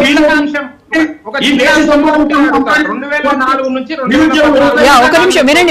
అడిగారు కదా, చెప్తున్నారు, వినండి. ఎందుకు చేయలేదండి రిజర్వేషన్లు? ఎస్, మళ్ళీ అడగండి. దిలీప్ 2004 నుంచి 2014 వరకే కాంగ్రెస్ పార్టీ అధికారంలో ఉన్నది. అప్పుడు గుర్తురాని రిజర్వేషన్లు 42% అప్పుడు లేరా? తెలంగాణలో 42% లేదా? అప్పుడు అమలు కావట్లేదా? పక్క రాష్ట్రంలో 69% అమలు కావట్లేదా? తమిళనాడులో రిజర్వేషన్లు అప్పుడు లేని ప్రేమ ఇప్పుడు ఎందుకు చూపెడుతున్నారండి? కబుర్లు చెప్పకండి, కాలాకాపులు చెప్పండి. మీరు ఇంకా ఏమో చెప్పడం కోసము, ఏదో బుకాయించడం కోసం ప్రయత్నం చేయకండి. 2004 నుంచి 2014 దాకా ఎక్కడ పోయింది ఈ సచ్చు తెలివితేటలు? ఇప్పుడు మోడీ గారి మీద మీరు 10% అప్పనంగా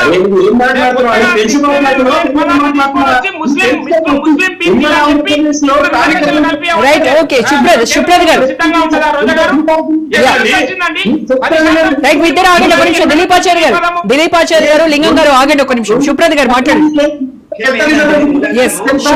శుభ్రత్ గారు లింగం గారు ఒక నిమిషం ఆగండి.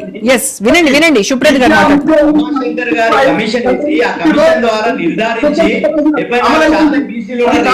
లింగం గారు ఒక నిమిషం ఆగండి. ఎస్, మాట్లాడండి శుభ్రత్ గారు. రోజా గారు తెలుసుకోండి, కొంత తమిళనాడు గురించి చెప్పారు కదా, తమిళనాడు గురించి చెప్పారు. సుభద్ర గారు ఒక 1 minute, ఐ విల్ ఫినిష్. ఇవాళ బీజేపీ నాయకులు మాట్లాడుతూ మేము ఏం చేసాం, 93లో మండల్ కమిషన్ రిపోర్ట్ ని ఇంప్లిమెంట్ చేసింది ఏ పార్టీ అండి? కాంగ్రెస్ పార్టీ, స్వర్గీయ ప్రధాని పివి నరసింహారావు గారు. ఇవాళ అదే 2006లో ఐఐటీలు, ఐఎంలు, సెంట్రల్ యూనివర్సిటీలలో ఓబీసీ విద్యార్థులకు 27% రిజర్వేషన్ ఇంప్లిమెంట్ చేసింది ఏ పార్టీ అండి?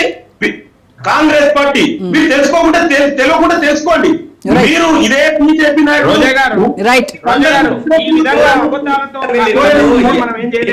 ఒక నిమిషం శుభ్రత్ గారు మాట్లాడి, శుభప్రద గారిని మాట్లాడి, శుభ్రత్ గారు తెలుసుకొని మాట్లాడండి. శుభ్రత్ గారు, ఈ దేశాన్ని మొత్తం బాధించింది 2 రాష్ట్రాలే కదా, 2 పార్టీలే కానీ.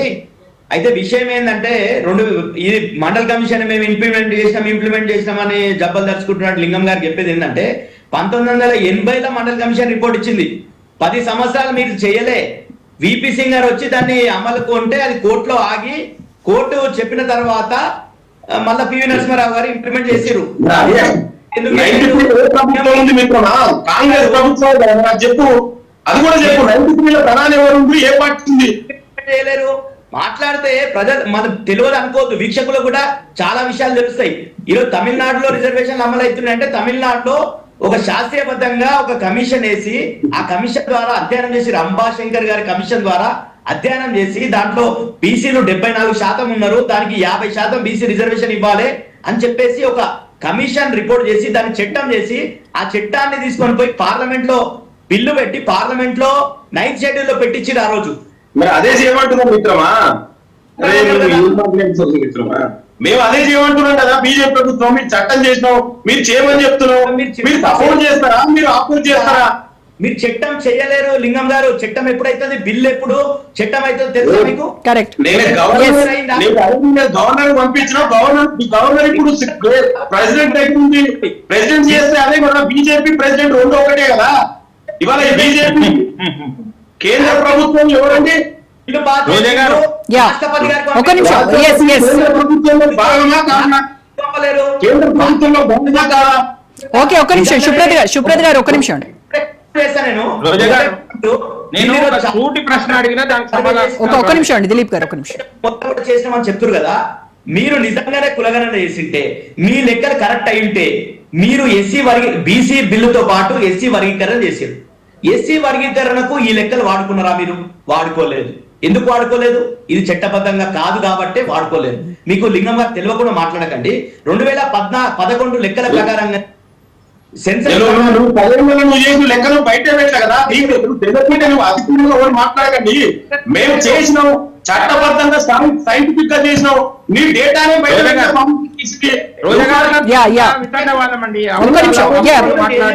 లక్ష్మణ్ గారు ఒక్క నిమిషం. సుప్రత్ గారు లింగం గారు ఒక్క నిమిషం ఆగండి.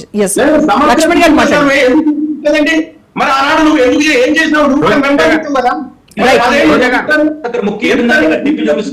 ఒక్క నిమిషం అండి. లక్ష్మణ్ గారు స్థానిక సంస్థల్లో సరే ఈ 42% రిజర్వేషన్ తో వెళ్తారా లేదా అనేది కాసేపు పక్కన పెడితే, స్థానిక సంస్థలకు వెళ్తుంటే ఇటు బీఆర్ఎస్ మాత్రము ఖచ్చితంగా కాంగ్రెస్ మీద ఉన్నటువంటి అసంతృప్తి మాకు ప్లస్ అవుతుంది అని వీళ్ళు, అసలు బీఆర్ఎస్ పాలనలో స్థానిక గ్రామాల్లో ఎక్కడ అభివృద్ధి జరగలేదు కాబట్టి మేము అభివృద్ధి దిశగా వెళ్ళాం కాబట్టి ఆ పార్టీ ఆ ఓట్లన్నీ మాకు పడతాయని ఇటు కాంగ్రెస్ చెప్తూ ఉంది. ఇక బీజేపీ ఆ రెండు పార్టీలు పెనం మీద నుంచి పొయ్యిలో పడ్డట్టు అయిందని ఇప్పటికీ మాకు తెలిసి వచ్చింది. మాకు ఆల్టర్నేట్ ఉన్నది బీజేపీని అని మా వైపు చూస్తారని చెప్తున్నారు. సో ఎవరికి ప్లస్ ఎవరికి మైనస్ అవ్వబోతున్నాయి ఈ స్థానిక సంస్థలు? ఈ లోకల్ బాడీ ఎన్నికలు వచ్చినప్పుడు అధికారంలో ఏ పార్టీ ఉంటుందో వాళ్ళకే ఎక్కువ అనుకూలం ఉంటుంది. ప్రజలే కానీ అక్కడ సర్పంచులు కానీ ఏం ఆలోచిస్తారంటే, మనం అధికార పార్టీలో ఉంటేనే తప్ప అభివృద్ధి జరగదు, వ్యతిరేకత ఎందుకు అనేటువంటి సహజంగా ఉంటుంది మామూలుగా. కొన్ని ప్రత్యేక కారణాలు ఇప్పుడు ఏంటంటే, కోర్టు ఆదేశాల మేరకు మరి గ్రామ సర్పంచులకు సంబంధించినటువంటి ఎన్నికలు జరగాలి. తర్వాత మండల ప్రజా పరిషత్తు, జిల్లా పరిషత్తు, స్థానిక మున్సిపాలిటీలు, కార్పొరేషన్లు ఉన్నవి. వాటి మీద క్లారిటీ లేదు. ఓన్లీ గ్రామ పంచాయతీల మీద మాత్రమే క్లారిటీ పోతుంది. ఇప్పుడు ఆ ఎన్నికలు జరపాలంటే అవి పార్టీలకు అతీతంగా జరుగుతాయి. అంటే పార్టీల పేరు మీద ఎన్నికలు ఏం జరగవచ్చు. కాబట్టి ఇక్కడ ఎవరికి వాళ్ళు ఈ గెలిచిన ఇండిపెండెంట్ గా గెలిచినా కూడా మా పార్టీ తరఫున గెలిచాడు అని కూడా చెప్పుకునే అవకాశాలు వస్తాయి. అందువలన ఇక్కడ ప్రజాభిప్రాయం వరకు మనం వెళ్తే ఈ 1.5 సంవత్సర కాలంలో ఏమి చేయగలిగింది కాంగ్రెస్ పార్టీ అన్నది చర్చ మాత్రం ప్రజల్లో బాగా నడుస్తుంది. ఏమి చేయటం లేదు అన్నది క్లియర్ గా మీరు ఒక 10 మందిని అడిగితే 2 మంది చెప్తారు. అలాంటి పరిస్థితి ఉంది. ఎందుకు అలా వచ్చింది అంటే, ఇప్పుడు మనమైనా ఆలోచించండి. బీఆర్ఎస్ పార్టీ ప్రభుత్వంలో సరే అవినీతి పక్కన పెడితే ఆ 10 సంవత్సరాల కాలంలో జరిగిన అభివృద్ధి ఏంటి, ప్రాజెక్టులు ఏంటి, హైదరాబాద్ సిటీలో ఫ్లైఓవర్లు ఏంటి, ఈ అభివృద్ధి ఏంటి, ఇవన్నీ దృష్టిలో పెట్టుకున్నప్పుడు జనం గమనించినప్పుడు ఈ 1.5 సంవత్సర కాలంలో చెప్పుకోదగ్గ ఏమిటి, ఫలానా ప్రాజెక్టు ఇంతవరకు కంప్లీట్ కాబోతున్నది, ఇరిగేషన్ ప్రాజెక్టు ఓకే అంగీకరిస్తారు గ్రామాల. ఏమైనా ఉందే పోనీ సిటీలో ఏమైనా అభివృద్ధికి సంబంధించి ప్రత్యేక చర్యలు తీసుకున్నారా?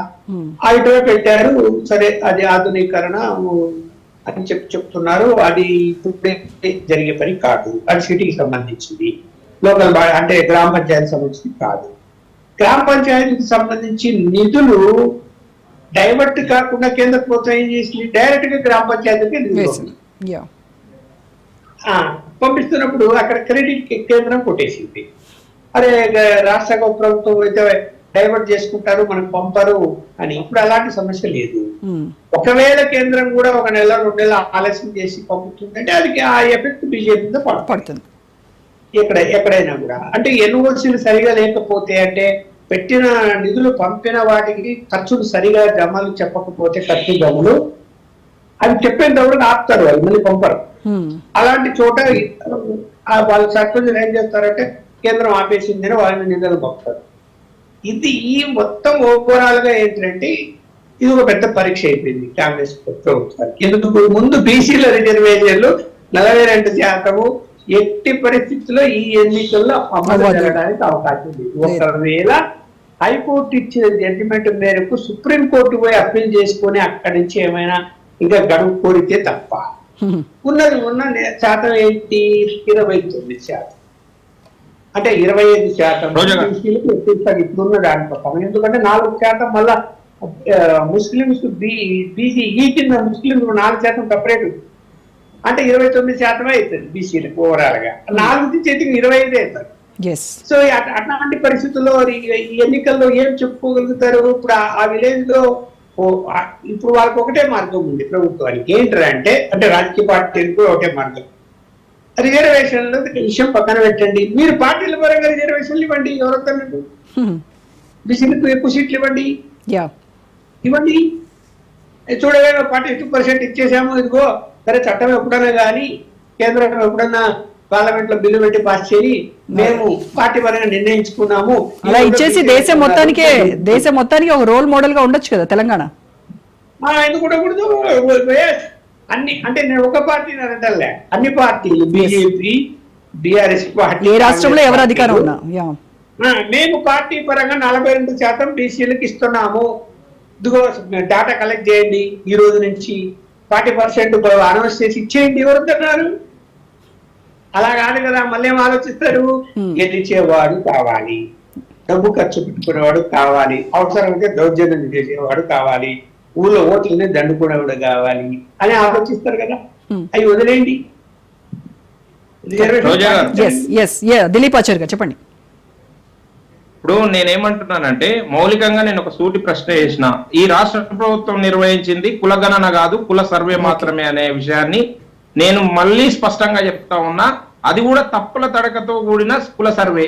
మీరు దాంట్లో లేని పదాలను తీసుకొని వచ్చి బీసీ ముస్లింలని ఒక కొత్త పదాన్ని తీసుకొని వచ్చి ఒక ధర్మ సంకటంలో పడేసారు కాబట్టి అది చెల్లుబాటు అయ్యే సమస్యనే లేదు. దాన్ని ఎవ్వరు కూడా పరిగణలోకి తీసుకొని ఆ రిజర్వేషన్లను ముందుకు తీసుకుపోవాలని అనుకోరు.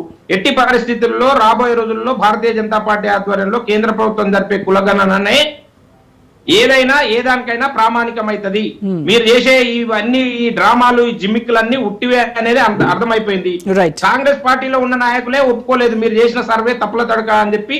మీరు ఇచ్చిన జనాభా ఒకటి ఉంది, మీరు ఇచ్చిన సర్వే లెక్కలు వేరే రకంగా ఉన్నాయని కాంగ్రెస్ పార్టీలో ఉన్న పెద్దలే చాలా మంది డిఫర్ అయిన సందర్భం చూసినాము. ఈ రాష్ట్రంలో ఉండే మేధావులు కూడా చాలా మంది డిఫర్ అయ్యారు. దీనికి మీరు ఆన్సర్ చేయాలి లింగం గారు. అలాగే సుప్రత్ గారు కూడా మాట్లాడతారు. సుప్రత్ గారు మాట్లాడండి. ఇద్దరికి కలిపి ఒకటేసారి ఆన్సర్. టైం లేదండి, టైం లేదు మనకి, టైం లేదు. ఒక్కడే చివరి నిమిషం మాట్లాడి నేను చెప్పండి. నేను స్థానిక సంస్థల లోపల అంటే గ్రామాల లోపల ఇంతో అంతో అభివృద్ధి జరిగిందంటే అది కేవలం కేంద్ర ప్రభుత్వం ఇచ్చిన నిధుల ద్వారానే అభివృద్ధి జరిగింది ఇన్ని సంవత్సరాల లోపల. కానీ గ్రామాల్లో అందరికి అర్థమైపోయింది ఏదైనా అభివృద్ధి జరగాలంటే బీజేపీ కావాల్సిందే, సహకారం లేదే సాధ్యమే కాదు. ఈ రాష్ట్ర ప్రభుత్వం ఇవ్వవు, ఏ డబ్బులు కూడా ఈ కాంగ్రెస్ ప్రభుత్వం అసలుకే ఇయ్యదనేది అర్థమైపోయింది. కాబట్టి మేము ఆచార్య గారు చాలా చాలా చెప్తున్నాడు. బీజేపీ ఏదో ఉరగబెడుతుంది తెలంగాణ కావచ్చు, గ్రామ పంచాయతీలకు కావచ్చు. కానీ మొన్ననే మెట్రో 2వ ఫేజ్ 2nd ఫేజ్ కి నిధులు ఇవ్వమని చెప్తే పూణేకి ఇచ్చిండ్రు, అదే విధంగా ఢిల్లీలో మెట్రో 2వ ఫేజ్ కి ఇచ్చిరు కానీ తెలంగాణ గుండు సున్నా. మీరు 8 మందిని గెలిపిస్తే 8 అనా పైసలు తీసుకురాలేరు. మీది బాయిలర్ లేక మేము ఇంత ముందు పోయినాము పోయి అని చెప్తారు కదా, మీరు బాయిలర్ లేక మీ దగ్గర పోతే ఇంకా మళ్ళీ పూర్తి కూడా రాదు బయటకి. కాబట్టి బీజేపీ మీరు 400 400 పార్ అంటే 240కి పరిమితం చేసిర్రు. నిజంగానే కాంగ్రెస్ కరెక్ట్ కొట్లాడంటే కరెక్ట్ కొట్లాడంటే దేశంలో మీరు ఖతమైపోతుండే. ఇప్పుడు కూడా మీరు నెక్స్ట్ టైం వచ్చే పరిస్థితి లేదు. 240కి పరిమితం కాంగ్రెస్ తోటి కలిసి కొట్లాడండి ఇప్పుడు మీరు. ఓకే రైట్ ఓకే లింగం గారు ఒక విషయం ఇంకొక విషయం ఒకటి చెప్తాను, ఒకటి చెప్పి కంక్లూడ్ చేస్తా. చెప్పండి. ఈ రోజు బీసీలకు మీరు రిజర్వేషన్లు ఇవ్వాలంటే నిజంగా లింగం యాదవ్ గారికి ఉంటది. వాస్తవానికి ఒక బీసీ బిడ్డగా లింగం యాదవ్ గారు బీసీలకు రిజర్వేషన్ రావాలి, 42% రావాలని ఉంటది. కానీ 42% రావాలంటే తప్పకుండా రాజ్యాంగ సవరణ చేయండి. ఓకే లింగం గారు మాట్లాడండి. Final conclusion. yes డెఫినెట్ అండి. మేము ఏదైతే ముఖ్యమంత్రి గారు చాలా స్పష్టంగా చెప్పారు, మేము ఇచ్చినటువంటి హామీని అమలు చేసి తీరుతాం, దానికి కమిటెడ్ ఉన్నాం. ఇవాళ మీరు అందరూ కూడా ఇవాళ కేంద్ర ప్రభుత్వాన్ని కూడా డిమాండ్ చేస్తున్నాం, మీరు పార్లమెంట్ లో బిల్లు పెట్టండి లేదా 9th షెడ్యూల్ లో చేర్చండి.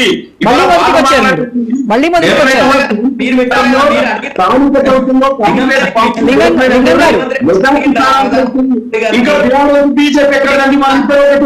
ఇదే వాళ్ళు చేసినట్టు అభివృద్ధి కార్యక్రమాలు ఒక్కొక్కటిగా బయటపడుతున్నాయి.